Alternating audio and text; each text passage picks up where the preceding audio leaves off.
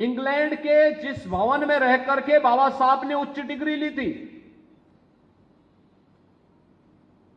Britain की सरकार उस भवन को बेच रही थी।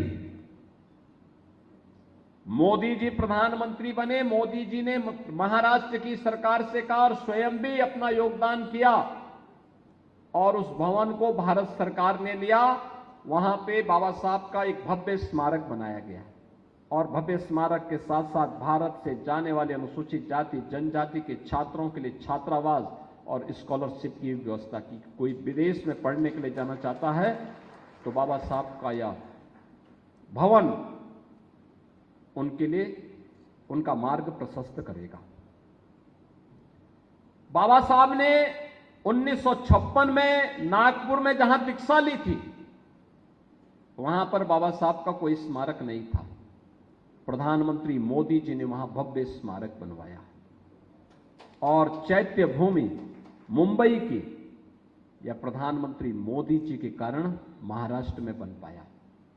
यानी ये पंच तीर्थ बाबा साहब के नाम पर अगर किसी ने बनाए हैं तो मोदी जी ने बनाए हैं या भारतीय जनता पार्टी ने बनाए हैं। इनमें न कांग्रेस का योगदान है, न समाजवादी पार्टी का योगदान है, न आरजेडी का योगदान है, न किसी अन्य दल का योगदान है।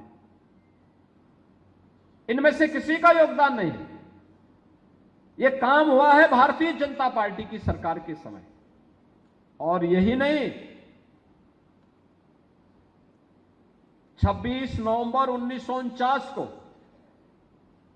जब बाबा साहब ने संविधान का निर्माण करके संविधान सभा को सौंपा था, यह तिथि संविधान दिवस के रूप में आयोजित हो, यह कार्य भी अगर किसी ने किया है तो यह मोदी जी ने किया है। 26 नवंबर की तिथि 2015 से लगातार संविधान दिवस के रूप में मनाई जाती है पूरे देश के अंदर। बहनों और भाइयों,